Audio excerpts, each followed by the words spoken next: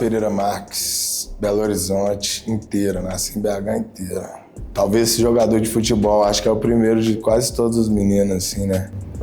Queria jogar bola, mas a primeira vez que...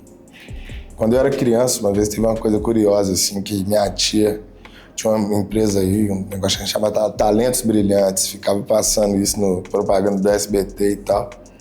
Aí minha tia me levou, você levava lá seu filho, seu sobrinho para mostrar um talento que ele tinha. E aí ela me levou, tipo, pra eu ser modelo, tá ligado? Eu era alto e tal. Falava que eu era fotogênico, não sei o quê, só que aí eu fui, em vez de ser modelo, eu pedi pra cantar, velho. Eu cantei uma música da Cássia Eller. E eu nem sei por que deu essa vontade de pedir pra cantar, tá ligado? Mas eu pedi essa vontade, pedi pra cantar, cantei, não deu certo, obviamente. E hoje em dia eu paro pra pensar, né? Talvez é uma parada que já tava ali comigo, essa vontade, né? Na verdade, quando eu comecei a visualizar o mundo assim, acho que um dos primeiros impactos que eu tenho é que eu percebi que as coisas eram muito injustas, né? Então, eu via como que o tratamento comigo era diferente na escola, né? Tinha uma questão de autoestima, assim, com as meninas também, sabe? Tinha sempre aqueles meninos do cabelinho arrepiadinho, que era o cara e tal. E eu me sentia muito mal por isso. Quando eu comecei a entender, assim, isso com uns 10, 11 anos. E aí eu tinha uma ideia de que eu queria ganhar dinheiro de qualquer jeito para conseguir mudar não só a minha realidade, mas a das pessoas que eu achava que precisavam, tá ligado? Eu tinha essa ideia na minha cabeça. Eu lembro de uma conversa que eu tive com minha mãe, ela fala isso, que eu falei, eu tenho que ser rico porque vou dar meu dinheiro todo para quem mora na rua, não sei o que e tal, né? Aquela coisa meio sonhadora, sem entender que a questão é muito mais do que isso, né? Do que chegar e dar, né? Mas é aquela coisa de achar que tinha como resolver o problema do mundo sozinho, assim, né? Porque eu achava muito... Eu acho as coisas muito injustas, né? Hoje em dia eu arrumei minha forma de lutar, né? Tanto ajudando financeiramente, quanto ajudando com emprego, quanto na ideia. Mas naquela época eu achava que era isso. Eu precisava de ter muito dinheiro, ser muito poderoso para ajudar as pessoas. Aí foram várias fases, né? Uma vez eu estava assistindo uma novela com minha avó. Eu vi um advogado defendendo lá a mulher lá, falei, quero ser advogado, porque advogado vai defender direitinho e tal. Aí depois eu pensei, né, aí sempre a coisa do futebol, da arte, de um modo geral, sempre fica ali, porque é uma parada que você olha e você fala, as pessoas mais ricas do mundo são, né, que tem mais poder, as pessoas que a gente vê, né, a maioria é artista, jogador e tal. Então essa coisa sempre ficava ali na minha cabeça também. E, enfim, acho que advogado sempre foi uma coisa que eu pensei, que eu achei que podia ajudar, não tanto por causa do dinheiro, mas pela questão de poder defender ali umas pessoas. E nesse quesito de grana, eu sempre pensei na arte, no futebol, enfim. Mas a questão é que não era muito como. Era o que eu precisava, então eu não queria saber, né? Quando eu era mais novo, eu achava que, independente do que acontecesse, ia dar certo, entendeu? Voltou naturalmente. Eu lembro que eu sempre gostei muito de música e às vezes eu tava ali andando, indo pra escola, andando sozinho na rua e cantando e tal. E aí, enquanto eu ia cantando, e olha que assim, nem era uma questão, tipo, real. Eu ficava só imaginando, não, imagina se eu estivesse cantando essa música no palco, que adrenalina que deve ser a galera cantando junto e tal. Foi uma coisa que foi voltando pra minha vida, essa coisa de me imaginar nesse espaço, de um jeito meio bobo até, meio infantil, meio mais na reflexão, assim. E aí eu lembro que eu vi o filme do Cazuza passando assim na TV. Aí terminou o filme do Cazuza e eu peguei da metade pro final. E aí eu falei, caralho, esse filme é bom. Aí comecei a assistir o filme e comecei a pegar uma viagem no filme, velho. Assisti ele todo dia de manhã, eu assistia o filme. Durante uns 30, 40 dias, eu fiquei assistindo todo dia de manhã. sei as falas, sei tudo. E aí eu me identificava muito com aquele personagem ali, tá ligado? Com a rebeldia, com o jeito de fazer arte, com a parada de gritar também, que eu gostava muito de gritar, ainda gosto, mas que você vai aprendendo, né, e tal. Então, ali nesse contato meu com a parada do Cazuza, eu fui redescobrindo várias músicas que eu cresci ouvindo com meus pais, MPB, rock and roll, coisas que eu sempre gostei muito, e juntei tudo isso com a vivência que eu tinha, né, de quebrada mesmo, de funk, de rap, tá ligado? E aí, juntando toda essa coisa da música brasileira, do samba, do funk, do rap, do MPB, do rock, eu fui criando esse personagem aí e falei, mano, vou começar a escrever. Aí comecei a escrever poesia. Quantos anos? Eu tinha uns 16 por aí. Comecei a escrever poesia e tal, só que minhas poesias acabavam sempre saindo meio que no ritmo de rap e tal, porque eu tava frequentando muito o duelo na época, né? Aí daí em diante virou isso aí. Foi da poesia pra, tipo, agora eu quero subir ali e olhando do duelo, como é que foi isso? Mano, foi tudo muito rápido, sabia? Eu ia muito, então... E assim, o que acontece que talvez as pessoas não consigam entender hoje tanto é que aquilo ali era uma comunidade mesmo, tá ligado? É claro que os caras que estavam no palco eram os caras foda e tal, porque eles estavam ali batalhando, fazendo show, mas ao mesmo tempo não tinha muita essa diferença. Então o cara ia lá, batalhava, depois ele descia, a gente ficava conversando, trocando ideia, tá ligado? Né? Então, porra, eu tava ali, aí tava ali a Suíte do meu lado, ao mesmo tempo que ela desceu do palco e batalhou, ela tava aqui assistindo a batalha de outra pessoa, assistindo o show, e aí a gente troca uma ideia. E aí dali a gente ia lá pro Maleta, beber, trocar ideia, e depois ia pro outro. Então era uma comunidade. Então tinham vários eventos que a gente mesmo organizava entre nós, a Ocupação, que era um evento que a gente pegava, cada um levava sua caixa de som, seus instrumentos, fazia tipo uma virada cultural autônoma, assim, nossa, assim, nas ruas aí, tá ligado? Cada vez era num lugar, e aí cada um levava seus grupos pra cantar e tal. E nessa época eu fui conhecendo, assim, as pessoas, tá ligado? Conhecendo as pessoas, e aí, ao mesmo tempo, assim, simultaneamente conheci o Hot, né? Que foi quem me levou pra gravar a primeira vez lá no Oculto Beats, no Choke. Aí levou pra gravar, foi o Hot que me levou. E também, ao mesmo tempo, eu tinha acabado. Aí depois, né, desses 16 anos, até os, sei lá, 18, eu tinha ido pra faculdade ali, na UFOP. E na UFOP eu conheci o Primata, o Lucas, e ele tinha A gente foi junto pra lá, né? A gente foi junto lá pra UFOP. E aí ele tinha comprado um equipamento assim de estúdio também para gravar, e aí ele começou a me incentivar a fazer uns beats. Então, no mesmo momento que eu tava conhecendo a galera de BH, eu tava indo também para o UFOP, e eu, nesse intervalo assim de 2 anos, né, mais ou menos, 16 aos 18 ali, tava indo para o UFOP, tava conhecendo uma galera lá interessante também. E ao mesmo tempo teve o lance do sarau, que foi muito importante para perder a vergonha, né? Que eu ia lá no sarau Vira-Lata, eu ia e foi minha primeira experiência de eu falar uma parada minha no palco, foi no sarau Vira-Lata, entendeu? E era legal que era sorteio, então você não sabia que hora que você ia, era bem surpresa. E aí eu ia lá e lia minhas poesias, a galera começou a gostar e o bagulho foi acontecendo, assim. Eu fiquei tenso, né? Fiquei com medo de ler errado, né? Que eu não tinha decorado ainda a parada, tá ligado? Tenso, é uma experiência de tensão, mas ao mesmo tempo é gostoso, assim. É igual entrar num... adrenalina mesmo, é igual entrar num jogo, numa final de campeonato, tá ligado? Você sabe que tá todo mundo olhando pra você e ali... E o sarau, além de tudo, é diferente de um show, porque é um espaço de contemplação total, né? No show tem uma galera muito doida e tal. No sarau todo mundo para pra te ver, então fica aquele silêncio, é mais... Sacou?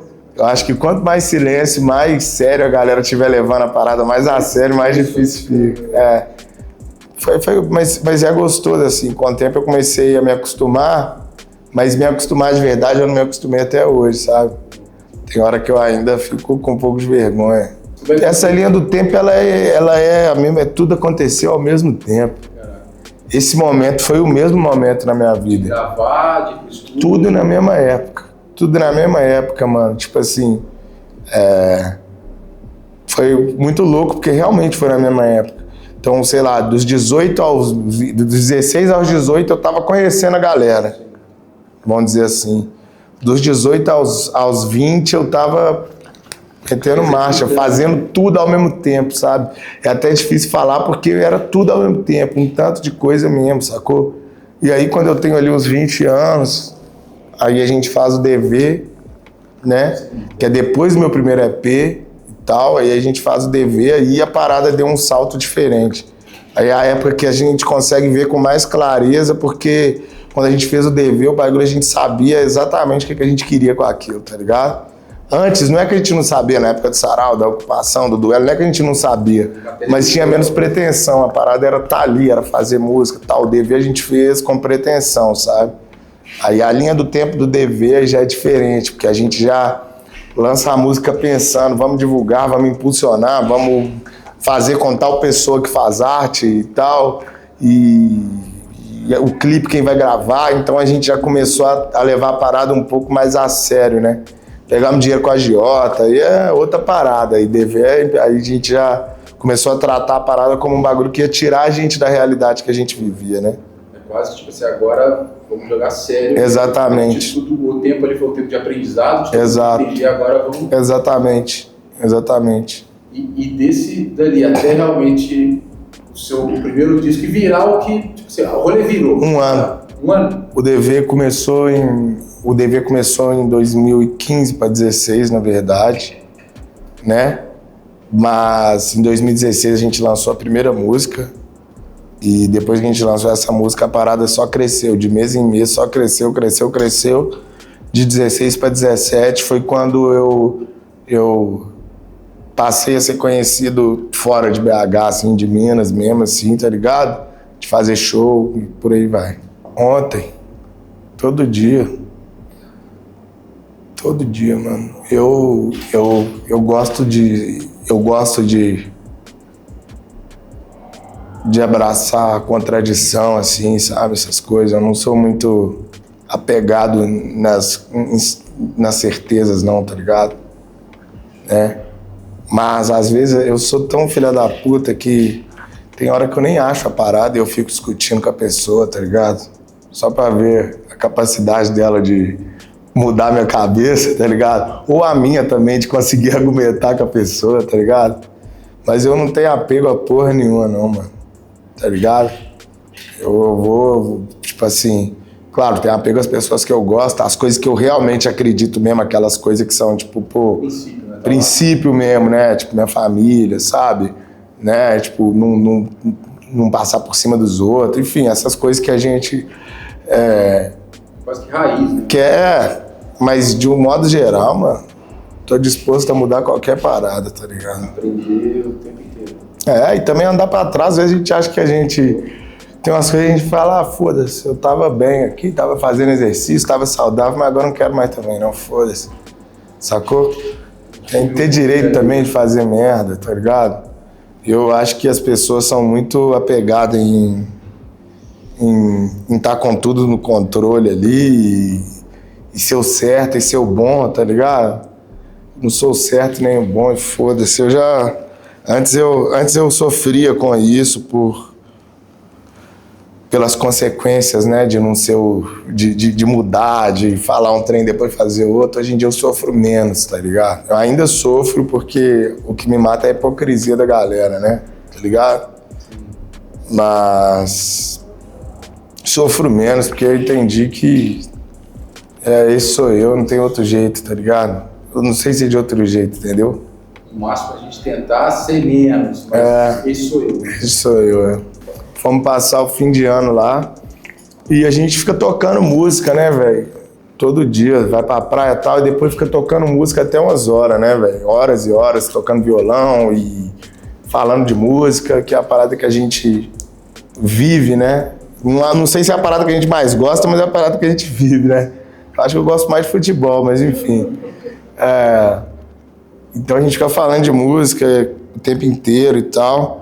E aí, nas nossas ideias, eu não lembro quem falou, mas sei lá se fui eu, se foi o Tofânia, enfim.